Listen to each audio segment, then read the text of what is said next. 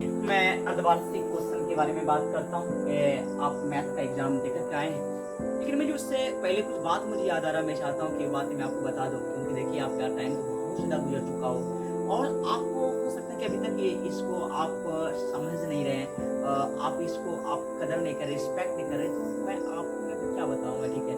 आप याद रखिए कि फिर आप बेस्ट एग्जाम के बारे में कभी आप सोच नहीं पाइएगा। मैं इसके बारे में क्या कहूँ कि एक बेस्ट शायरी ये कहा गया कि बेस्ट शायरी ये कहा कि वक्त वक्त तो मिला, वक्त तो मिला, फटी चादर तक ना सिला। क्या क्या बेस्ट लाइन कहा गया कि वक्त तो मिला लेकिन फटी चादर तक ना सिला।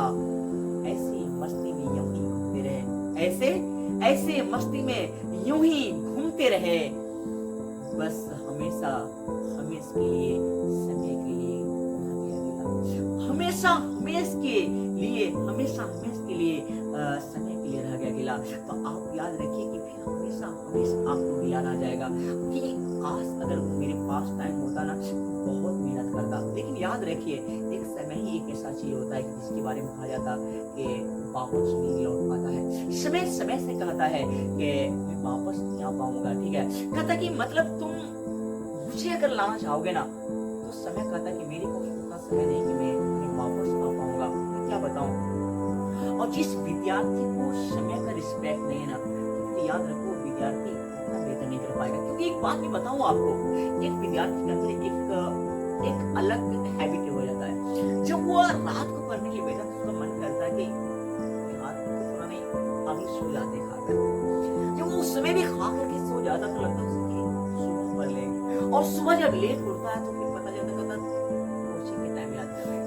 शायद इसी बहाने में उसका टाइम हो जाता है। कभी कभी चाहता है कि दोस्त से मिल लेता हूँ, फिर वो दोस्त से मिल लेता है ताकि चलो रात को पढ़ लेंगे, रात को नहीं हो पाता, सुबह फिर सुबह। इसी तरीके से टाइम उसका वेस्ट हो जाता है। फिर बाद में अफसोस भी करता, काश मैंने पढ़ लेती तो ठीक होता, लेकिन फिर वही उसके साथ होता है। मैं क्या बताऊँ, लेकिन आपको ठीक करना पड़ेगा। आप जब तक इसको ठीक नहीं करेंगे तब तक ठीक नहीं हो पाएगा। और याद रखो ये समय जो आपका गुजर रहा ना भाई, ये बहुत इम्पोर्टेंट टाइम गुजर रहा है और इसको तुम कभी भी वापस नहीं ला पाओगे, कभी वापस नहीं ला पाओगे। इस समय का कीमत तुम्हें कोई नहीं चुका पाया। तब अफसोस होता है जब ये समय गुजरता है, बहुत बहुत अफसोस होता है। याद रखो जब ये समय गुजरता है, कौन है इस दुनिया में इस समय को वापस ले सकता? कोई इस समय को वापस ला करके नहीं दे सकता भाई साहब, कोई नहीं।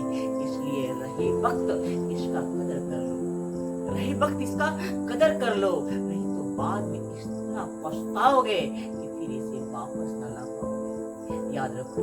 और मैं क्या कह सकता हूँ, इससे ज्यादा मैं कुछ नहीं बोल सकता हूँ, लेकिन मुझे एक स्टोरी याद आता है और मैं स्टोरी कई बार भी क्लास में स्टूडेंट को मैं सुनाया होगा। ये क्या होता है कि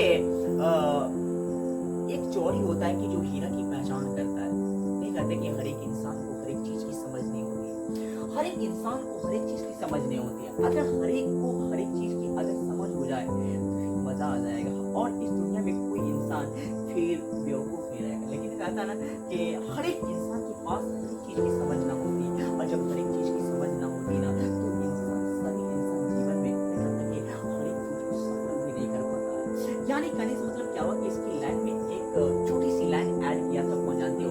कबीरदास। कबीरदास ने क्या किया जानते हो?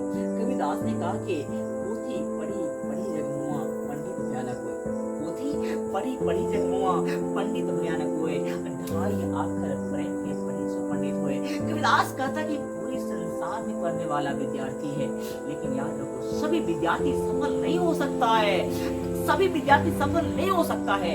याद रखो जो विद्यार्थी इस थोड़ा सा भी ध्यान से पढ़ लेगा, ध्यान से पढ़ लेगा, मन से पढ़ लेगा, याद रखो वही विद्यार्थी सफल होगा।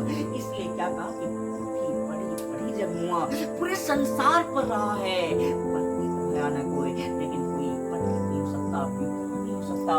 ढाई आखर प्रेम है, ढाई भी आखर पढ़ेगा, ढाई आखर थोड़ा भी पढ़ेगा, लेकिन याद रखो ध्यान और मन से पढ़ेगा, याद रखो विद्यार्थी सफल हो जाएगा। इसलिए आपको ध्यान से पढ़ना है। कितना है कि आप देर तक टाइम किताब पढ़ रहे हैं, लेकिन आपका फोकस नहीं है ना, तो ज्यादा टाइम देने से कोई फायदा नहीं है। लेकिन आप 1 घंटा पढ़ रहे हैं, 2 घंटा पढ़ रहे हैं, बट पूरे फोकस के साथ, पूरी डेडिकेशन के साथ, याद रखिए वो आपकी अचीवमेंट बन जाएगा। वही आपको एग्ज़ाम के लिए सफलता का ज़रिया बन जाएगा। नहीं तो याद रखिए कुछ नहीं हो पाएगा। और मैं क्या बताऊँ, मैं क्या कह सकता हूँ, मेरे पास बहुत स्टोरी है।